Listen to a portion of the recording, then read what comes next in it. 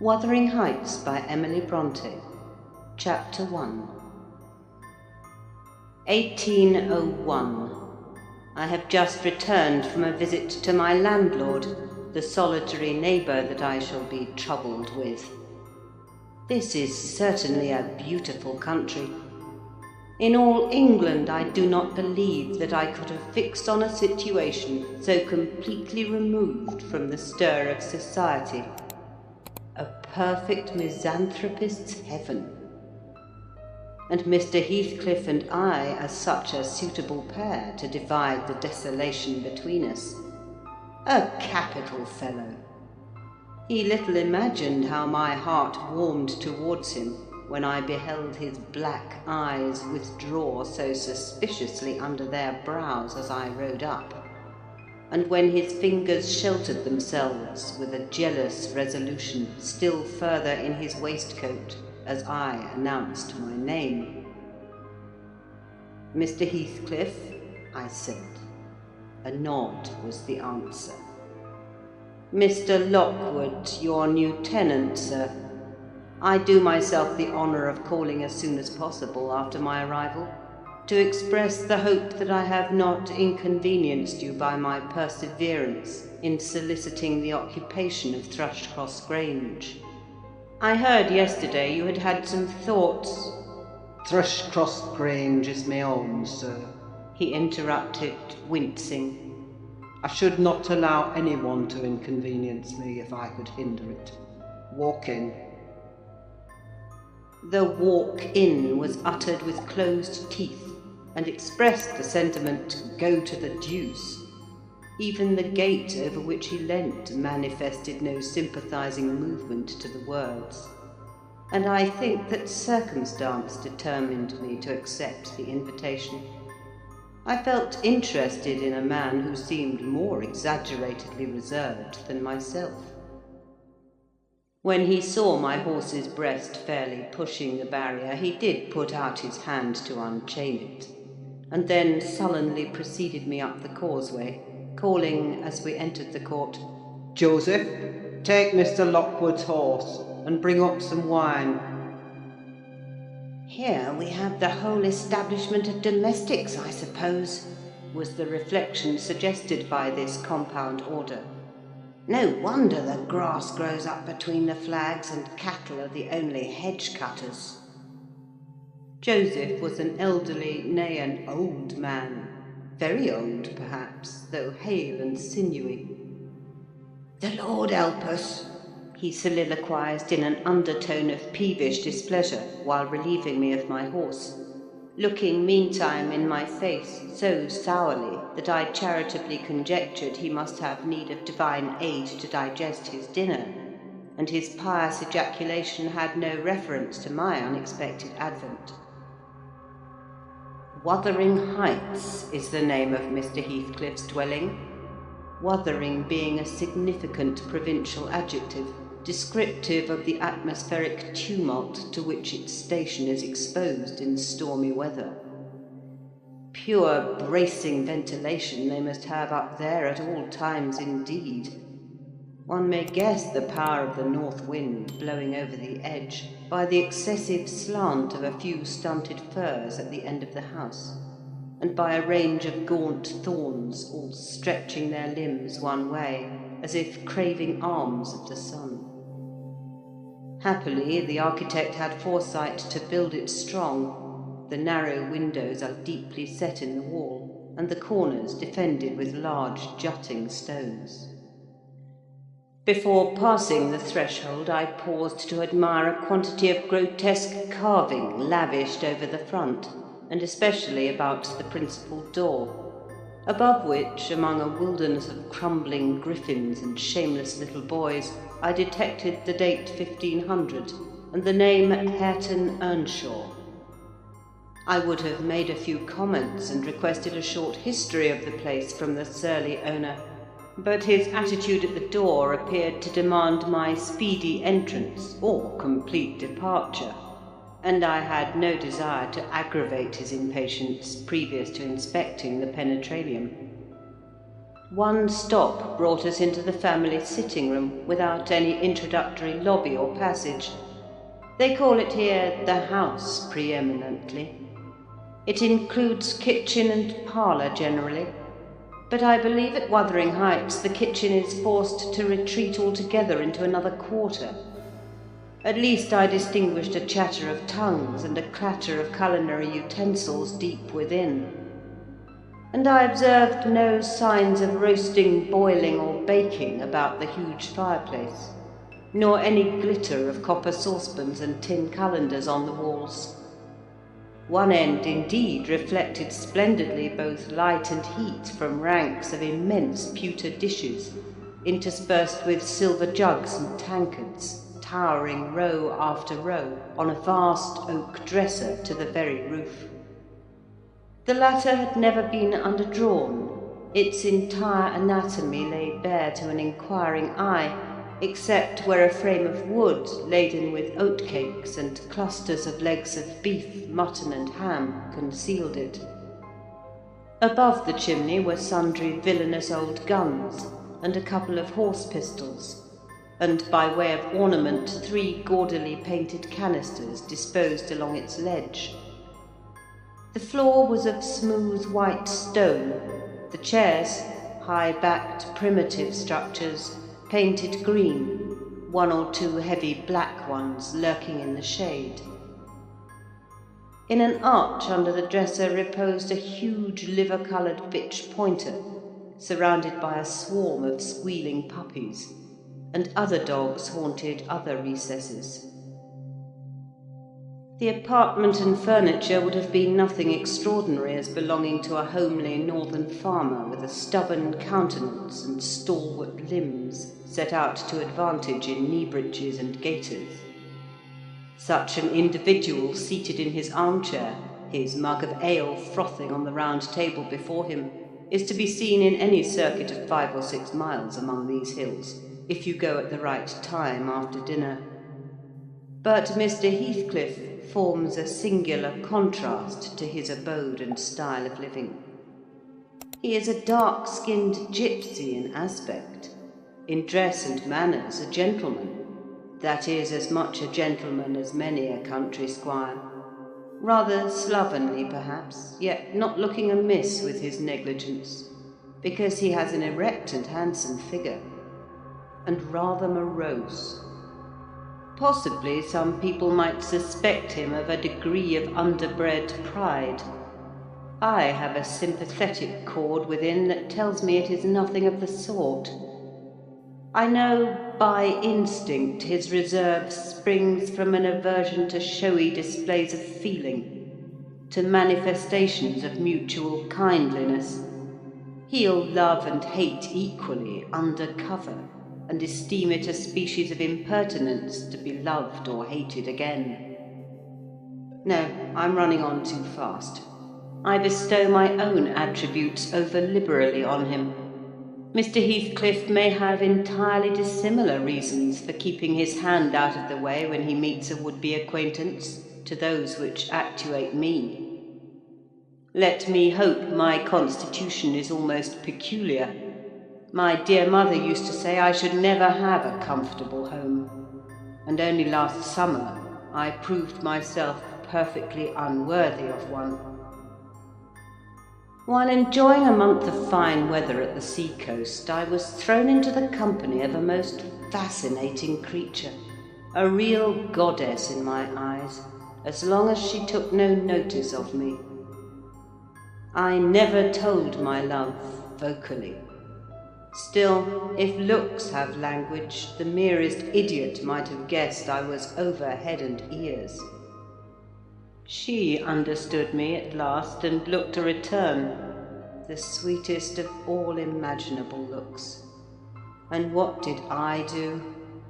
I confess it with shame, shrunk icily into myself like a snail. At every glance retired colder and farther, till finally the poor innocent was led to doubt her own senses, and, overwhelmed with confusion at her supposed mistake, persuaded her mamma to decamp. By this curious turn of disposition, I have gained the reputation of deliberate heartlessness. How undeserved, I alone can appreciate. I took a seat at the end of the hearthstone opposite that towards which my landlord advanced, and filled up an interval of silence by attempting to caress the canine mother, who had left her nursery and was sneaking wolfishly to the back of my legs, her lip curled up and her white teeth watering for a snatch. My caress provoked a long guttural gnarl. "You'd better let the dog alone," growled Mr. Heathcliff in unison, checking fiercer demonstrations with a punch of his foot. "She's not accustomed to be spoiled, not kept for a pet." Then, striding to a side door, he shouted again, "Joseph!" Joseph mumbled indistinctly in the depths of the cellar, but gave no intimation of ascending. So his master dived down to him, leaving me vis-à-vis the ruffianly bitch and a pair of grim, shaggy sheepdogs, who shared with her a jealous guardianship over all my movements. Not anxious to come in contact with their fangs, I sat still.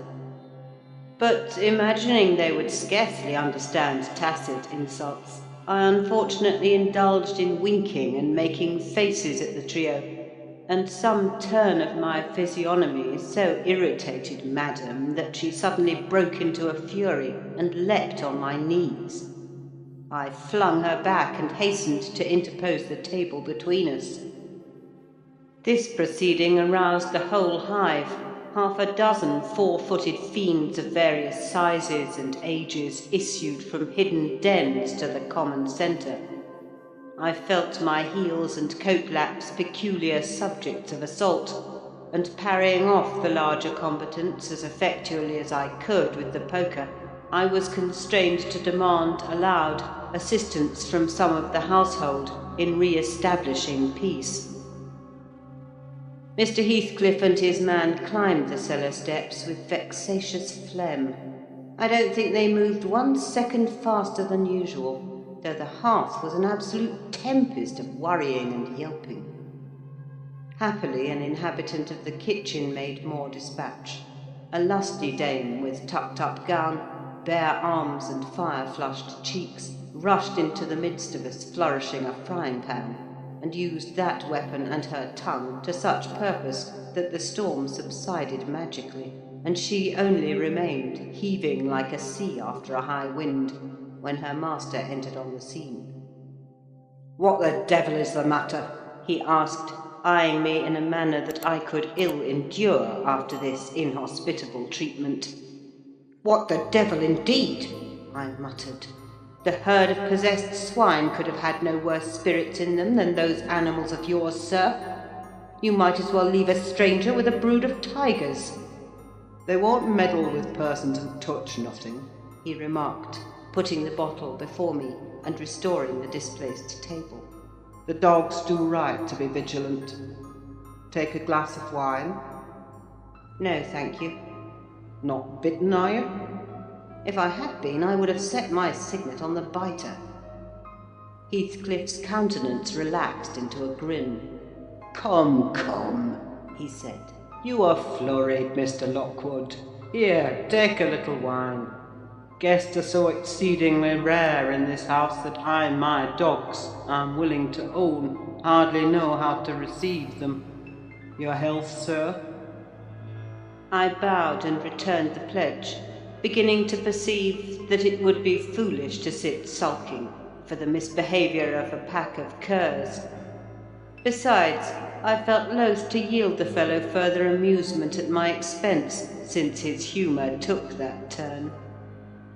He, probably swayed by prudential consideration of the folly of offending a good tenant, relaxed a little in the laconic style of chipping off his pronouns and auxiliary verbs, and introduced what he supposed would be a subject of interest to me, a discourse on the advantages and disadvantages of my present place of retirement.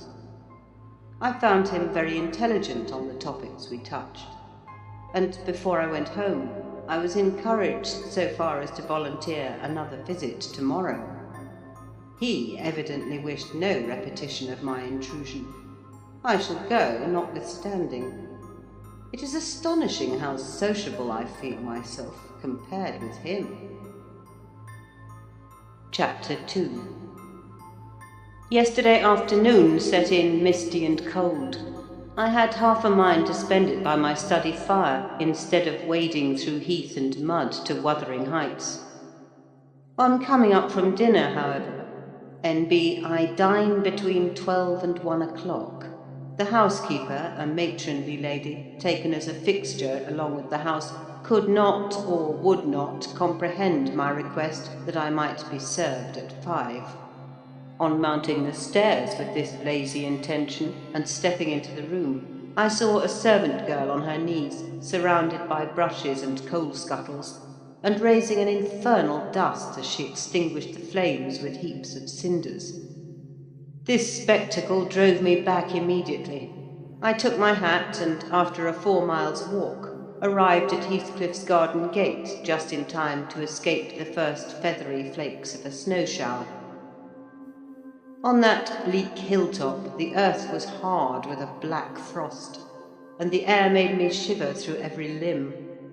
Being unable to remove the chain, I jumped over, and running up the flagged causeway, bordering with straggling gooseberry bushes, knocked vainly for admittance till my knuckles tingled and the dogs howled. "Wretched inmates!" I ejaculated mentally. "You deserve perpetual isolation from your species for your churlish inhospitality. At least I would not keep my doors barred in the daytime. I don't care, I will get in." So resolved, I grasped the latch and shook it vehemently. Vinegar-faced Joseph projected his head from a round window of the barn. "What are ye for?" he shouted. "The master's down in Fold. Go round by the end of Lathe if you want to speak to him." "Is there nobody inside to open the door?" I hallooed responsively. "There's nobbut Missus, and she'll not open it an you mak your fleesome dins till nee." "Why, cannot you tell her whom I am, Joseph?" "No, nay, I'll have no end with it," muttered the head, vanishing. The snow began to drive thickly. I seized the handle to essay another trial, when a young man without coat and shouldering a pitchfork appeared in the yard behind. He hailed me to follow him, and after marching through a wash-house and a paved area containing a coal-shed, pump and pigeon-cot, we at length arrived in the huge, warm, cheerful apartment where I was formerly received. It glowed delightfully in the radiance of an immense fire compounded of coal, peat and wood, and near the table, laid for a plentiful evening meal, I was pleased to observe the Missus, an individual whose existence I had never previously suspected. I bowed and waited, thinking she would bid me take a seat. She looked at me, leaning back in her chair, and remained motionless and mute. "Rough weather," I remarked. "I'm afraid, Mrs. Heathcliff, the door must bear the consequence of your servant's leisure attendance. I had hard work to make them hear me." She never opened her mouth. I stared. She stared also. At any rate, she kept her eyes on me in a cool, regardless manner, exceedingly embarrassing and disagreeable. "Sit down," said the young man gruffly. "He'll be in soon." I obeyed, and hemmed and called the villain Juno, who deigned at this second interview to move the extreme tip of her tail in token of owning my acquaintance. "A beautiful animal," I commenced again. "Do you intend parting with the little ones, madam?" "They are not mine," said the amiable hostess, more repellingly than Heathcliff himself could have replied. "Ah, your favourites are among these?"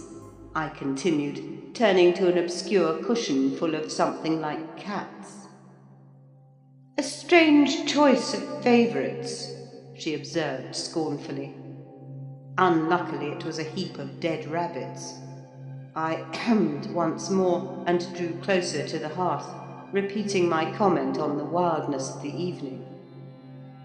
"You should not have come out," she said, rising and reaching from the chimney-piece 2 of the painted canisters. Her position before was sheltered from the light. Now I had a distinct view of her whole figure and countenance. She was slender and apparently scarcely past girlhood, an admirable form, and the most exquisite little face that I have ever had the pleasure of beholding. Small features, very fair, flaxen ringlets, or rather golden, hanging loose on her delicate neck, and eyes, had they been agreeable in expression, that would have been irresistible. Fortunately for my susceptible heart, the only sentiment they evinced hovered between scorn and a kind of desperation, singularly unnatural to be detected there. The canisters were almost out of her reach. I made a motion to aid her. She turned upon me, as a miser might turn if anyone attempted to assist him in counting his gold. "I don't want your help," she snapped. "I can get them for myself." "I beg your pardon," I hastened to reply. "Were you asked to tea?" she demanded, tying an apron over her neat black frock, and standing with a spoonful of the leaf poised over the pot. "I shall be glad to have a cup," I answered. "Were you asked?" she repeated.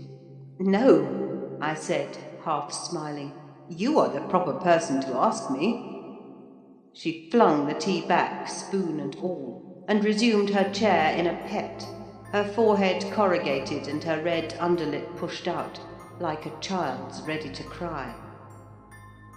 Meanwhile, the young man had slung onto his person a decidedly shabby upper garment, and, erecting himself before the blaze, looked down on me from the corner of his eyes, for all the world as if there were some mortal feud unavenged between us. I began to doubt whether he were a servant or not. His dress and speech were both rude, entirely devoid of the superiority observable in Mr. and Mrs. Heathcliff. His thick brown curls were rough and uncultivated, his whiskers encroached bearishly over his cheeks, and his hands were embrowned like those of a common labourer. Still his bearing was free, almost haughty, and he showed none of a domestic's assiduity in attending on the lady of the house. In the absence of clear proofs of his condition, I deemed it best to abstain from noticing his curious conduct, and 5 minutes afterwards the entrance of Heathcliff relieved me in some measure from my uncomfortable state. "You see, sir, I'm come according to promise," I exclaimed, assuming the cheerful, "and I fear I shall be weather-bound for half an hour, if you can afford me shelter during that space." "Half an hour?" he said, shaking the white flakes from his clothes. "I wonder you should select the thick of a snowstorm to ramble about in. Do you know that you run a risk of being lost in the marshes? People familiar with these moors often miss their road on such evenings, and I can tell you there is no chance of a change at present." "Perhaps I can get a guide among your lads, and he might stay at the Grange till morning. Could you spare me one?" "No, I could not." "Oh, indeed? Well, then, I must trust to my own sagacity." "Are you going to mak the tea?" demanded he of the shabby coat, shifting his ferocious gaze from me to the young lady. "Is he to have any?" she asked, appealing to Heathcliff. "Get it ready, will you?" was the answer, uttered so savagely that I started. The tone in which the words were said revealed a genuine bad nature. I no longer felt inclined to call Heathcliff a capital fellow. When the preparations were finished, he invited me with, "Now, sir, bring forward your chair." and we all, including the rustic youth, drew round the table, an austere silence prevailing while we discussed our meal. I thought if I had caused the cloud, it was my duty to make an effort to dispel it. They could not every day sit so grim and taciturn, and it was impossible, however ill-tempered they might be, that the universal scowl they wore was their everyday countenance. "It is strange," I began, in the interval of swallowing one cup of tea and receiving another. "It is strange how custom can mould our tastes and ideas. Many could not imagine the existence of happiness in a life of such complete exile from the world as you spend, Mr. Heathcliff. Yet I'll venture to say that, surrounded by your family, and with your amiable lady as the presiding genius over your home and heart—" "My amiable lady," he interrupted, with an almost diabolical sneer on his face. "Where is she, my amiable lady?" "Mrs. Heathcliff, your wife, I mean." "Well, yes. Or you would intimate that her spirit has taken the post of ministering angel, and guards the fortunes of Wuthering Heights, even when her body is gone. Is that it?" Perceiving myself in a blunder, I attempted to correct it. I might have seen there was too great a disparity between the ages of the parties to make it likely that they were man and wife. One was about 40, a period of mental vigour at which men seldom cherished the delusion of being married for love by girls. That dream is reserved for the solace of our declining years. The other did not look 17. Then it flashed on me. The clown at my elbow, who is drinking his tea out of a basin and eating his bread with unwashed hands, may be her husband, Heathcliff Jr., of course. Here is the consequence of being buried alive. She has thrown herself away upon that boor from sheer ignorance that better individuals existed. A sad pity. I must beware how I cause her to regret her choice. My last reflection may seem conceited. It was not. My neighbour struck me as bordering on repulsive. I knew through experience that I was tolerably attractive. "Mrs. Heathcliff is my daughter-in-law," said Heathcliff, corroborating my surmise. He turned, as he spoke, a peculiar look in her direction, a look of hatred, unless he has a most perverse set of facial muscles that will not, like those of other people, interpret the language of his soul. "Ah, certainly. I see now. You are the favoured possessor of the beneficent fairy," I remarked, turning to my neighbour. This was worse than before. The youth grew crimson and clenched his fist with every appearance of a meditated assault. But he seemed to recollect himself presently, and smothered the storm in a brutal curse muttered on my behalf, which, however, I took care not to notice. "Unhappy in your conjectures, sir," observed my host. "We neither of us have the privilege of owning your good fairy. Her mate is dead. I said she was my daughter-in-law, therefore she must have married my son." "And this young man is—" "Not my son, assuredly." Heathcliff smiled again, as if it were rather too bold a jest to attribute the paternity of that bear to him. "My name is Hareton Earnshaw," growled the other, "and I'd counsel you to respect it." "I've shown no disrespect," was my reply, laughing internally at the dignity with which he announced himself. He fixed his eye on me longer than I cared to return the stare, for fear I might be tempted either to box his ears or render my hilarity audible. I began to feel unmistakably out of place in that pleasant family circle. The dismal spiritual atmosphere overcame and more than neutralized the glowing physical comforts round me. and I resolved to be cautious how I ventured under those rafters a third time. The business of eating being concluded, and no one uttering a word of sociable conversation, I approached a window to examine the weather. A sorrowful sight I saw: dark night coming down prematurely, and sky and hills mingled in one bitter whirl of wind and suffocating snow. "I don't think it possible for me to get home now without a guide," I could not help exclaiming. "The roads will be buried already, and if they were bare I could scarcely distinguish a foot in advance." "Ayrton, drive those Dutton sheep into the barn porch. They'll be covered if left in the fold all night, and put a plank before them," said Heathcliff. "How must I do?" I continued with rising irritation.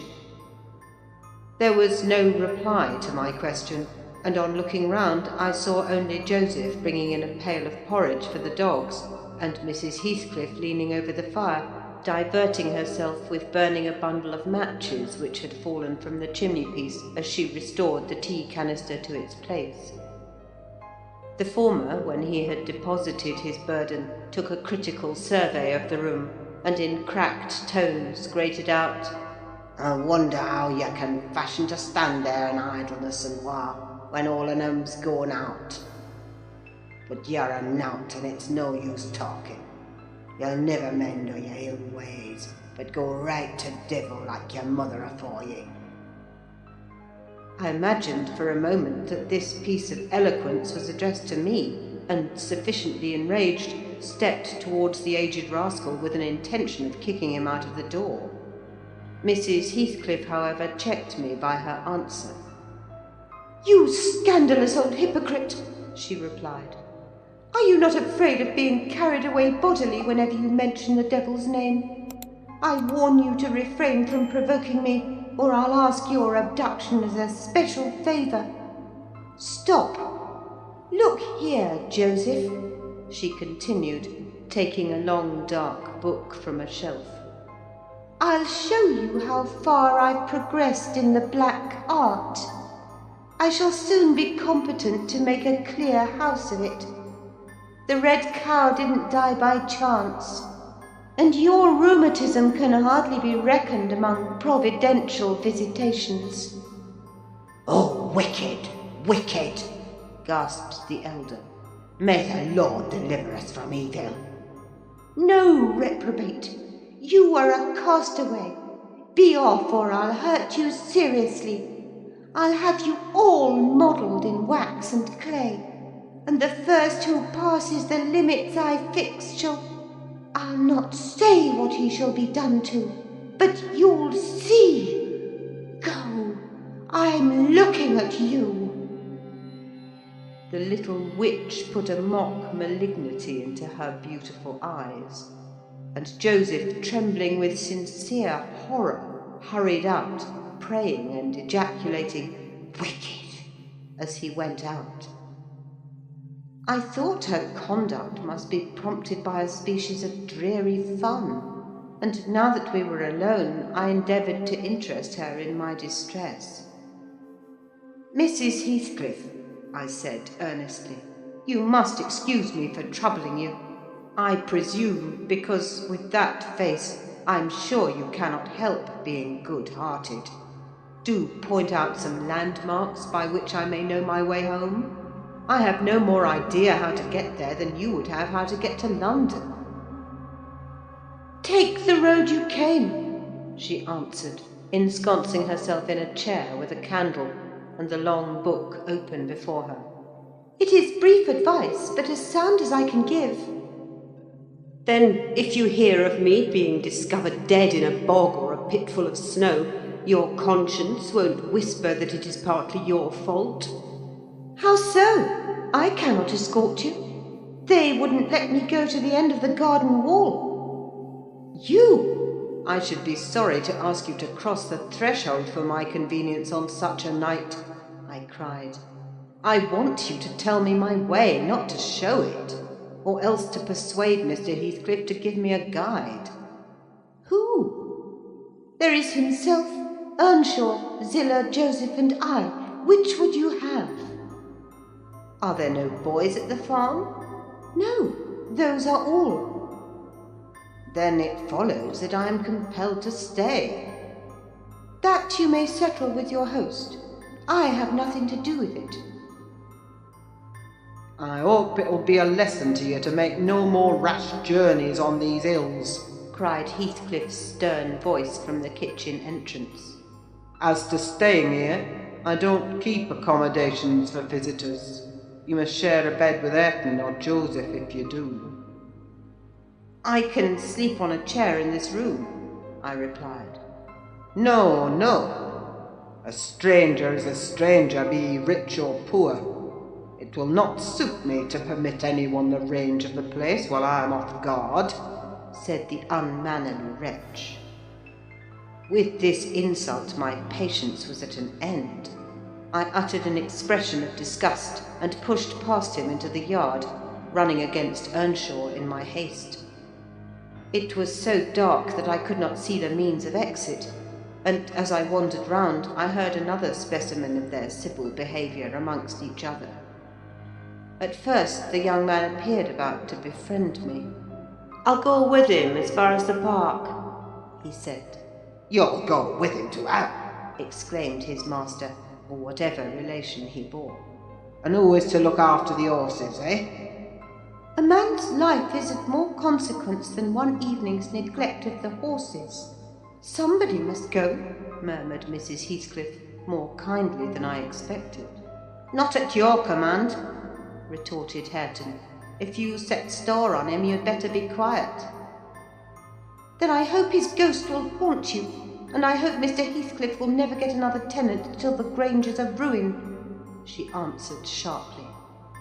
Hearken, shoes cursing on 'em," muttered Joseph, towards whom I had been steering. He sat within earshot, milking the cows by the light of a lantern, which I seized unceremoniously, and calling out that I would send it back on the morrow, rushed to the nearest postern. Master, he's stealing lantern," shouted the ancient, pursuing my retreat. "Hey, Nasher, hey, dog, hey, wolf, hold him, hold him."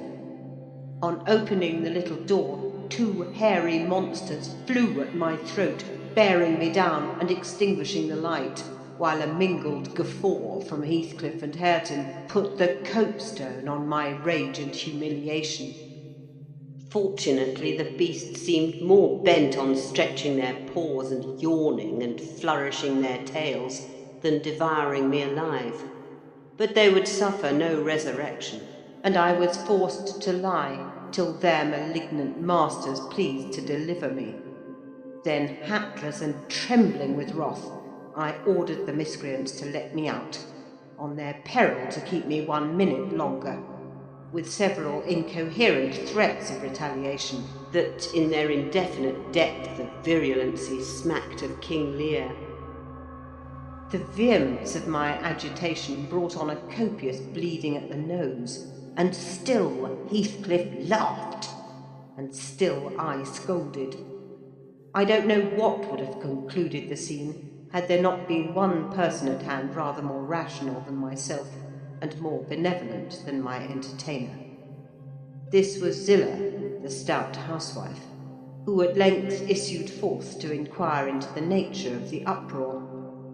She thought that some of them had been laying violent hands on me, and not daring to attack her master, she turned her vocal artillery against the younger scoundrel.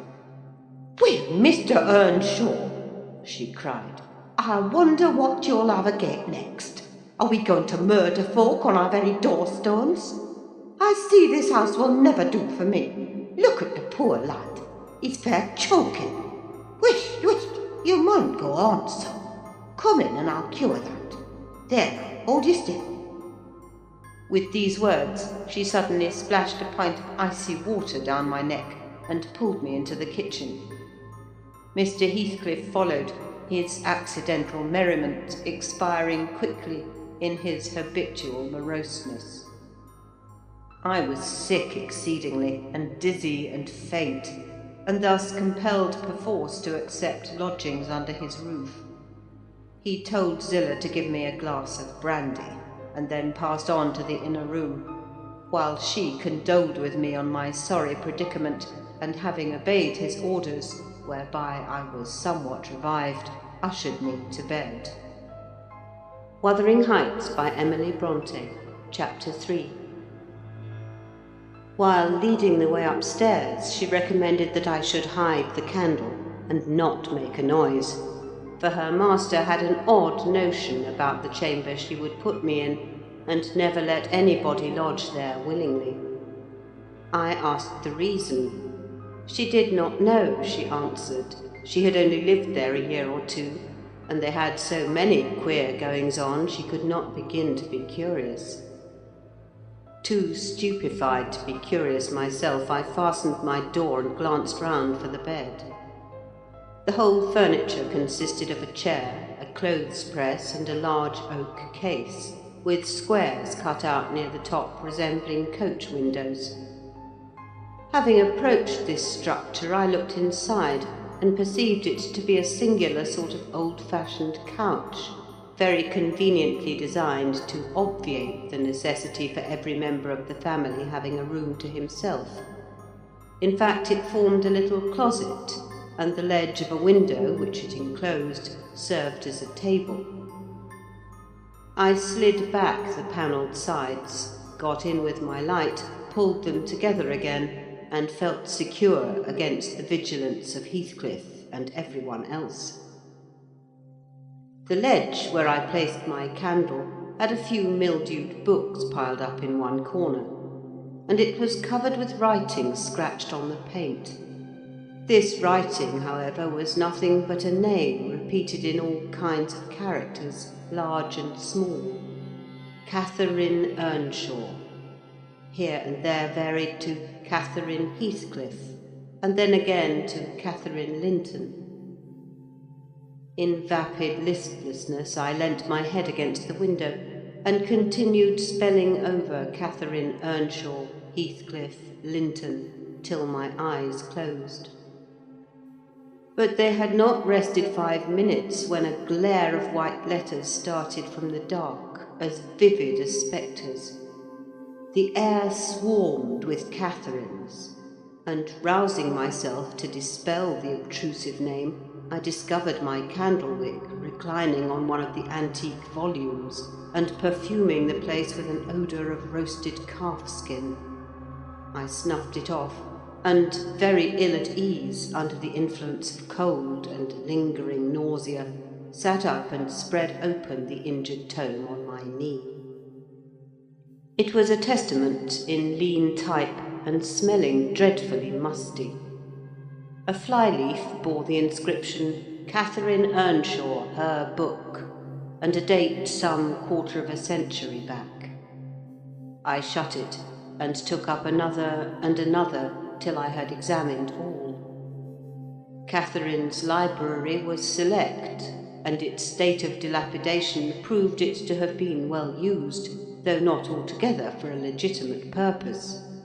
Scarcely one chapter had escaped a pen-and-ink commentary, at least the appearance of one, covering every morsel of blank that the printer had left. Some were detached sentences. Other parts took the form of a regular diary, scrawled in an unformed, childish hand. At the top of an extra page, quite a treasure probably when first lighted on, I was greatly amused to behold an excellent caricature of my friend Joseph, rudely yet powerfully sketched. An immediate interest kindled within me for the unknown Catherine, and I began forthwith to decipher her faded hieroglyphics. "An awful Sunday," commenced the paragraph beneath. "I wish my father were back again. Hindley is a detestable substitute. His conduct to Heathcliff is atrocious. H and I are going to rebel. We took our initiatory step this evening. All day had been flooding with rain. We could not go to church, so Joseph must needs get up a congregation in the garret, and while Hindley and his wife basked downstairs before a comfortable fire, doing anything but reading their Bibles, I'll answer for it, Heathcliff, myself, and the unhappy ploughboy were commanded to take our prayer books and mount. We were ranged in a row on a sack of corn, groaning and shivering, and hoping that Joseph would shiver too, so that he might give us a short homily for his own sake. A vain idea. The service lasted precisely 3 hours, and yet my brother had the face to exclaim, when he saw us descending, "What, done already?" On Sunday evenings we used to be permitted to play, if we did not make much noise. Now a mere titter is sufficient to send us into corners. "You forget you have a master here," says the tyrant. "I'll demolish the first who puts me out of temper. I insist on perfect sobriety and silence. Oh, boy, was that you? Francis, darling, pull his hair as you go by. I heard him snap his fingers." Frances pulled his hair heartily, and then went and seated herself on her husband's knee, and there they were like 2 babies, kissing and talking nonsense by the hour. Foolish palaver that we should be ashamed of. We made ourselves as snug as our means allowed in the arch of the dresser. I had just fastened our pinafores together and hung them up for a curtain, when in comes Joseph on an errand from the stables. He tears down my handiwork, boxes my ears, and croaks, "To Maester Nobbut just buried and Sabbath not o'ered, and sound of the gospel still in your looks, and ye Derby leg. Shame on ye! Sit ye down, ill children. There's good books enough if you'll read them. Sit ye down and think of your souls." Saying this, he compelled us so to square our positions that we might receive from the far-off fire a dull ray to show us the text of the lumber he thrust upon us. I could not bear the employment. I took my dingy volume by the scroop and hurled it into the dog kennel, vowing I hated a good book. Heathcliff kicked his to the same place. Then there was a hubbub. "Maester Hindley!" shouted our chaplain. "Maester, come hither. Miss Cathy's riven the back off the helmet of salvation. On Heathcliff's paused his fit into first part of Broadway to destruction. It's fair blaesome that you let him go on this gate. The old man would have laced him properly, but he's gone." Hindley hurried up from his paradise on the hearth, and seizing one of us by the collar and the other by the arm, hurled both into the back kitchen, where, Joseph asseverated, old Nick would fetch us as sure as we were living. And so comforted, we each sought a separate nook to await his advent. I reached this book and a pot of ink from a shelf, and pushed the house door ajar to give me light, and I have got the time on with writing for 20 minutes. But my companion is impatient, and proposes that we should appropriate the dairywoman's cloak, and have a scamper on the moors under its shelter. A pleasant suggestion, and then, if the surly old man come in, he may believe his prophecy verified. We cannot be damper or colder in the rain than we are here. I suppose Catherine fulfilled her project, for the next sentence took up another subject.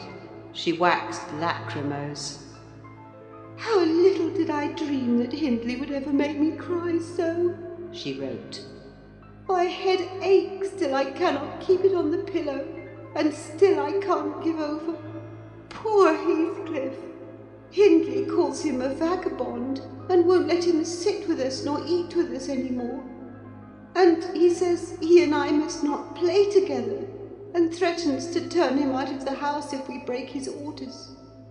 He has been blaming our father, how dared he, for treating H too liberally, and swears he will reduce him to his right place." I began to nod drowsily over the dim page. My eye wandered from manuscript to print. I saw a red ornamented title, 70 times 7 and the first of the 71st, a pious discourse delivered by the Reverend Jabez Branderham in the chapel of Gimmerden, South. And while I was, half-consciously, worrying my brain to guess what Jabez Branderham would make of his subject, I sank back in bed and fell asleep. Alas for the effects of bad tea and bad temper! What else could it be that made me pass such a terrible night? I don't remember another that I can at all compare with it since I was capable of suffering.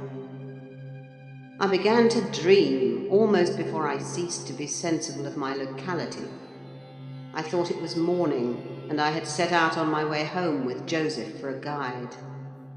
The snow lay yards deep in our road, and as we floundered on, my companion wearied me with constant reproaches that I had not brought a pilgrim's staff, telling me that I could never get into the house without one, and boastfully flourishing a heavy-headed cudgel, which I understood to be so denominated. For a moment I considered it absurd that I should need such a weapon to gain admittance into my own residence. Then a new idea flashed across me. I was not going there. We were journeying to hear the famous Jabez Branderham preach from the text 70 times 7, and either Joseph the preacher or I had committed the first of the 71st, and were to be publicly exposed and excommunicated. We came to the chapel. I have passed it, really, in my walks, twice or thrice. It lies in a hollow between two hills, an elevated hollow near a swamp, whose peaty moisture is said to answer all the purposes of embalming on the few corpses deposited there. The roof has been kept whole hitherto, but as the clergyman's stipend is only £20 per annum, and a house with 2 rooms, threatening speedily to determine into one, no clergyman will undertake the duties of pastor, especially as it is currently reported that his flock would rather let him starve than increase the living by 1 penny from their own pockets. However, in my dream, Jabez had a full and attentive congregation, and he preached, good God, what a sermon! Divided into 490 parts, each fully equal to an ordinary address from the pulpit, and each discussing a separate sin. Where he searched for them I cannot tell. He had his private manner of interpreting the phrase, and it seemed necessary the brother should sin different sins on every occasion. They were of the most curious character, odd transgressions that I never imagined previously. Oh, how weary I grew! How I writhed and yawned and nodded and revived! How I pinched and pricked myself, and rubbed my eyes, and stood up and sat down again, and nudged Joseph to inform me if he would ever have done. I was condemned to hear all out. Finally, he reached the first of the 71st. At that crisis, a sudden inspiration descended on me. I was moved to rise and denounce Jabez Branderham as the sinner of the sin that no Christian need pardon. "Sir," I exclaimed, "sitting here within these 4 walls at one stretch, I have endured and forgiven the 490 heads of your discourse. 70 times 7 times have I plucked up my hat and been about to depart. 70 times 7 times have you preposterously forced me to resume my seat. The 491st is too much.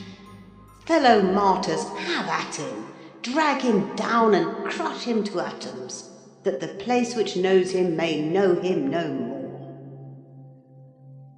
Thou art the man," cried Jabez, after a solemn pause, leaning over his cushion.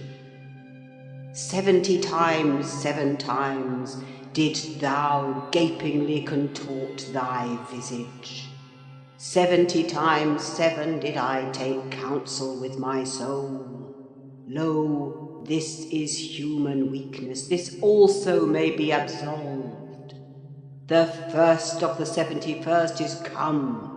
Brethren, execute upon him the judgment written. Such honour have all his saints.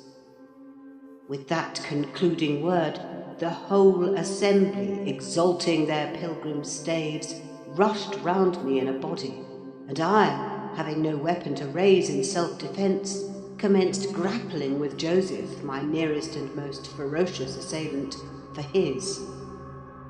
In the confluence of the multitude, several clubs crossed. Blows aimed at me fell on other sconces. Presently, the whole chapel resounded with rappings and counter-rappings. Every man's hand was against his neighbour, and Branderham, unwilling to remain idle, poured forth his zeal in a shower of loud taps on the boards of the pulpit, which responded so smartly that, at last, to my unspeakable relief, they woke me. And what was it that had suggested the tremendous tumult? What had played Jabez's part in the row?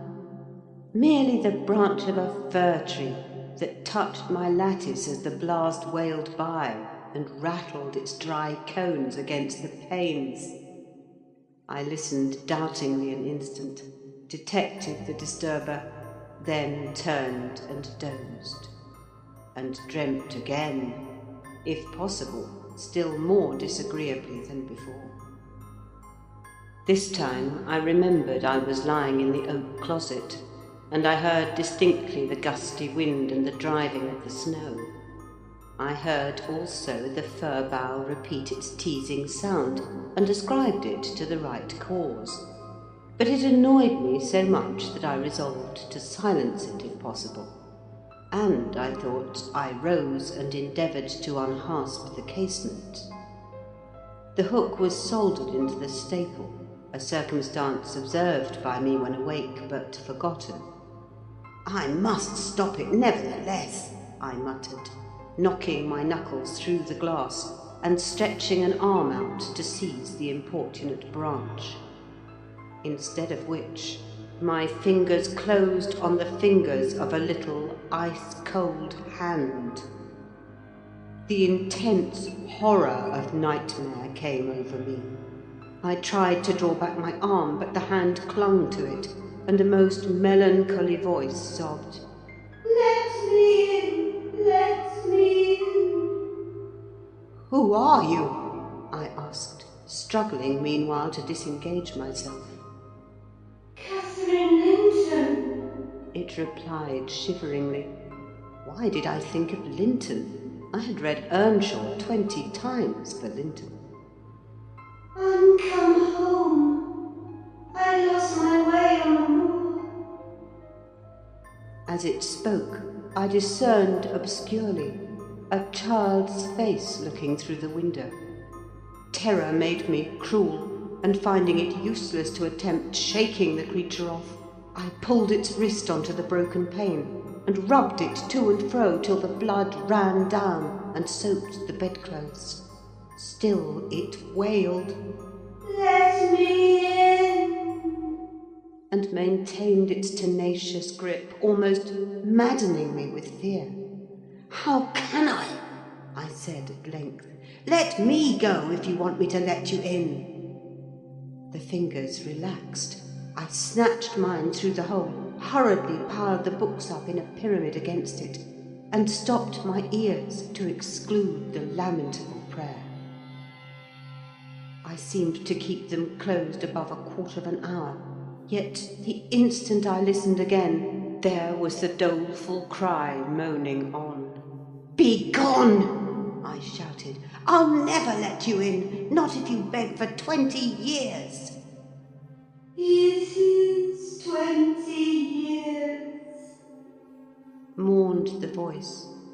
20 years. I've been away for 20 years. Thereat began a feeble scratching outside, and the pile of books moved as if thrust forward.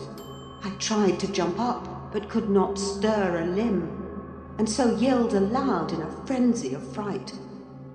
To my confusion, I discovered the yell was not ideal. Hasty footsteps approached my chamber door. Somebody pushed it open with a vigorous hand, and a light glimmered through the squares at the top of the bed. I sat, shuddering yet, and wiping the perspiration from my forehead. The intruder appeared to hesitate and muttered to himself. At last he said in a half-whisper, plainly not expecting an answer, "Is anyone here?" I considered it best to confess my presence, for I knew Heathcliff's accents and feared he might search further if I kept quiet. With this intention, I turned and opened the panels.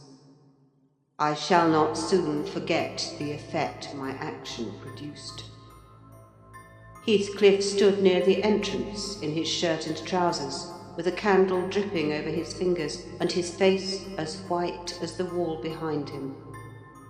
The first creak of the oak startled him like an electric shock.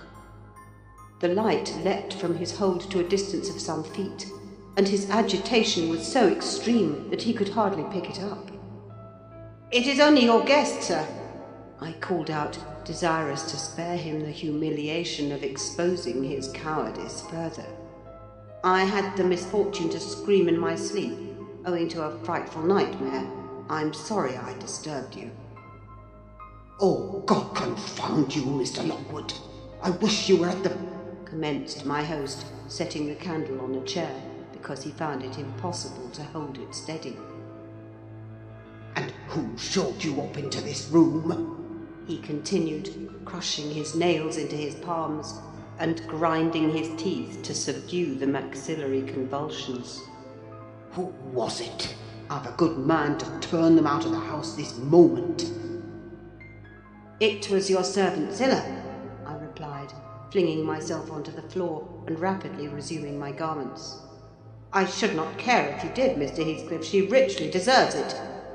I suppose that she wanted to get another proof that the place was haunted at my expense. Well, it is, swarming with ghosts and goblins. You have reason in shutting it up, I assure you. No one will thank you for a doze in such a den." "What do you mean?"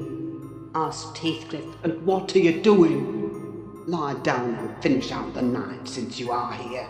But for heaven's sake, don't repeat that horrid noise. Nothing could excuse it, unless you were having your throat cut." "If the little fiend had got in at the window, she probably would have strangled me," I returned. "I'm not going to endure the persecutions of your hospitable ancestors again. Was not the Reverend Jabez Brandreham akin to you on the mother's side?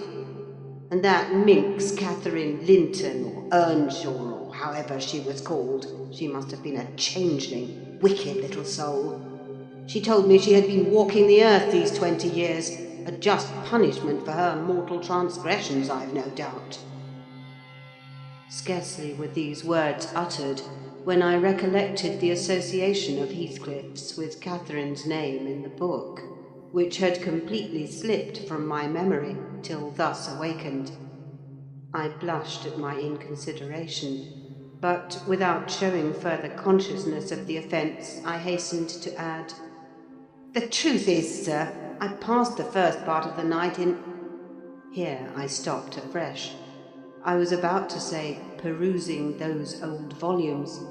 Then it would have revealed my knowledge of their written as well as their printed contents. So, correcting myself, I went on, "in spelling over the name scratched on that window ledge, a monotonous occupation calculated to set me asleep, like counting or—" "What can you mean by talking in this way to me?" thundered Heathcliff with savage vehemence. How How dare you? Under my roof? God, he's mad to speak so. And he struck his forehead with rage.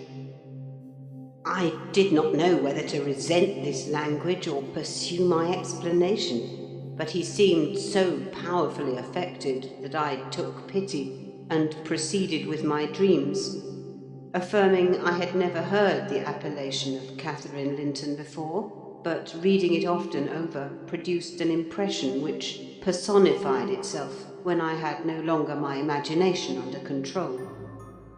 Heathcliff gradually fell back into the shelter of the bed as I spoke, finally sitting down almost concealed behind it. I guessed, however, by his irregular and intercepted breathing, that he struggled to vanquish an excess of violent emotion. Not liking to show him that I had heard the conflict, I continued my toilet rather noisily, looked at my watch, and soliloquized on the length of the night. Not 3 o'clock yet. I could have taken oath it had been 6. Time stagnates here. We must surely have retired to rest at 8. Always at 9 in winter, and rise at 4, said my host, suppressing a groan, and, as I fancied, by the motion of his arm's shadow, dashing a tear from his eyes. Mr. Lockwood, he added, you may go into my room. You'll only be in the way coming downstairs so early, and your childish outcry has sent sleep to the devil for me. And for me too, I replied.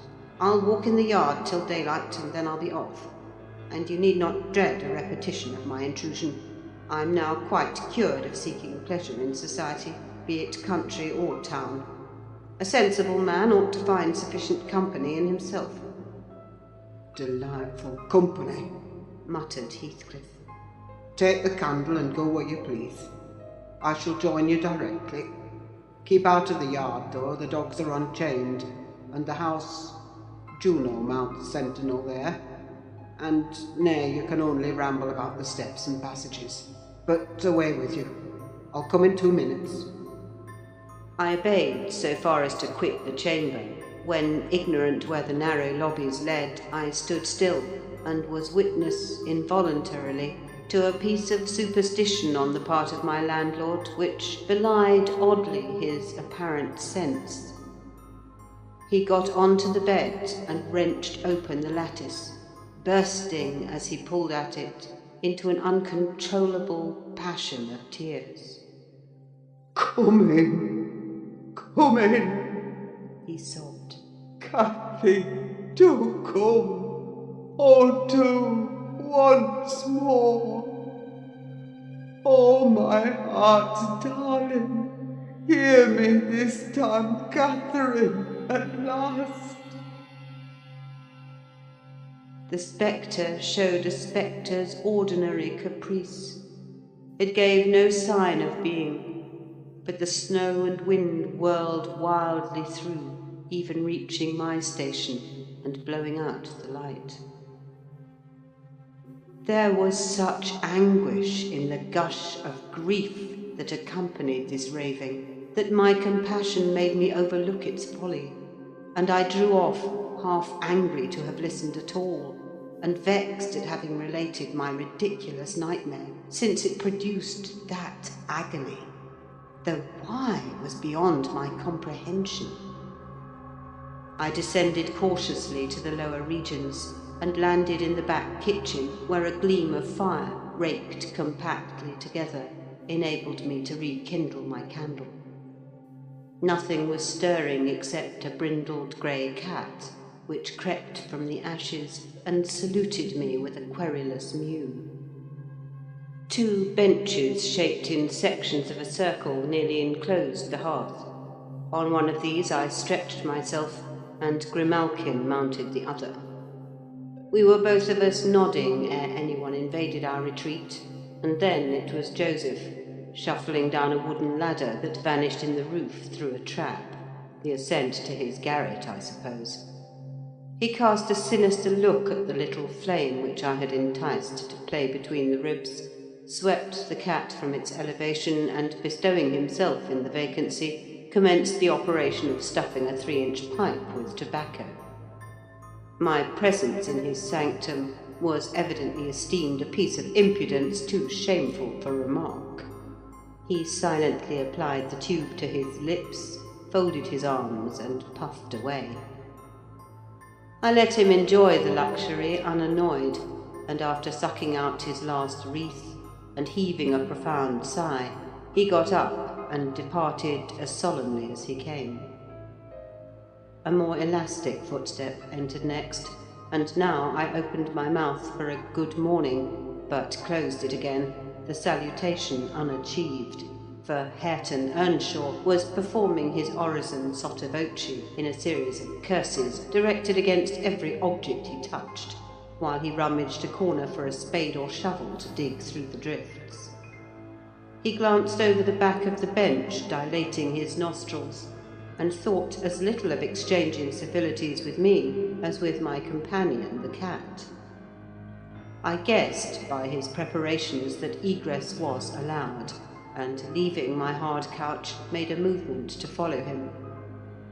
He noticed this, and thrust at an inner door with the end of his spade, intimating by an inarticulate sound that there was the place where I must go if I changed my locality.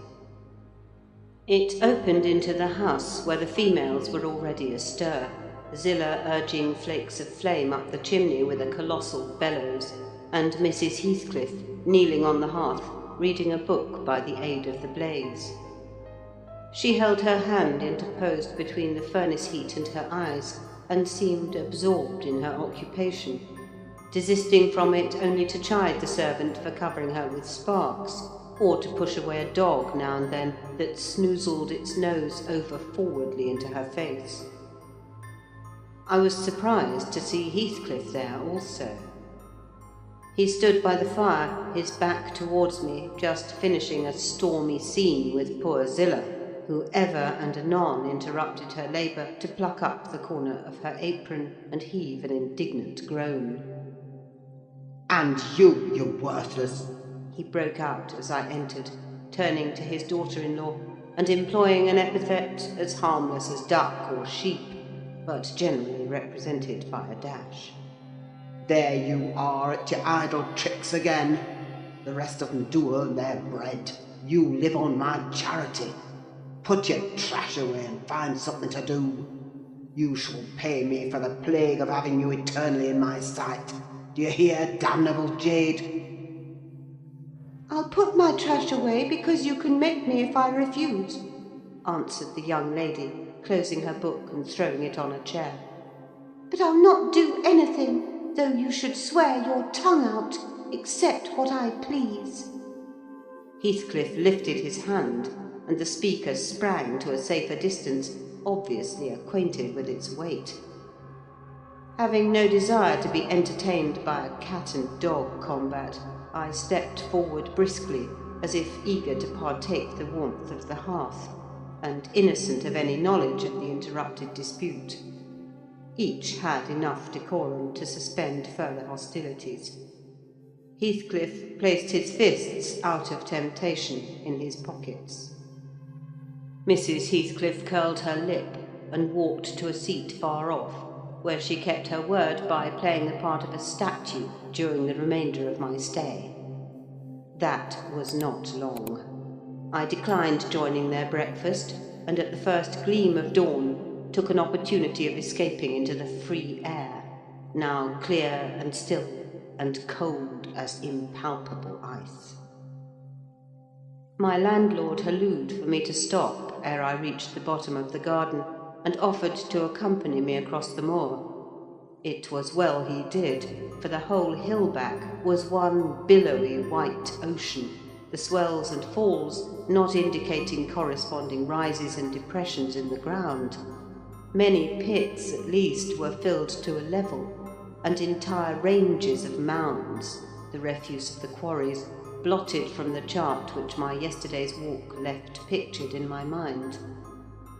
I had remarked on one side of the road, at intervals of 6 or 7 yards, a line of upright stones, continued through the whole length of the barren. These were erected and daubed with lime on purpose to serve as guides in the dark, and also when a fall, like the present, confounded the deep swamps on either hand with the firmer path. But except a dirty dot pointing up here and there, all traces of their existence had vanished, and my companion found it necessary to warn me frequently to steer to the right or left, when I imagined I was following correctly the windings of the road. We exchanged little conversation, and he halted at the entrance of Thrushcross Park, saying I could make no error there. Our adieux were limited to a hasty bow, and then I pushed forward, trusting to my own resources, for the porter's lodge is untenanted as yet. The distance from the gate to the Grange is 2 miles.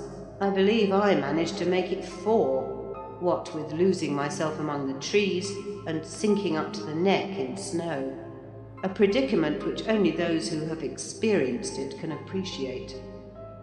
At any rate, whatever were my wanderings, the clock chimed 12 as I entered the house, and that gave exactly an hour for every mile of the usual way from Wuthering Heights. My human fixture and her satellites rushed to welcome me, exclaiming tumultuously they had completely given me up.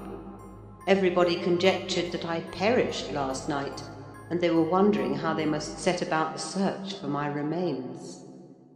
I bid them be quiet now that they saw me returned, and, benumbed to my very heart, I dragged upstairs, whence, after putting on dry clothes and pacing to and fro 30 or 40 minutes to restore the animal heat, I adjourned to my study, feeble as a kitten, almost too much so to enjoy the cheerful fire and smoking coffee which the servant had prepared for my refreshment.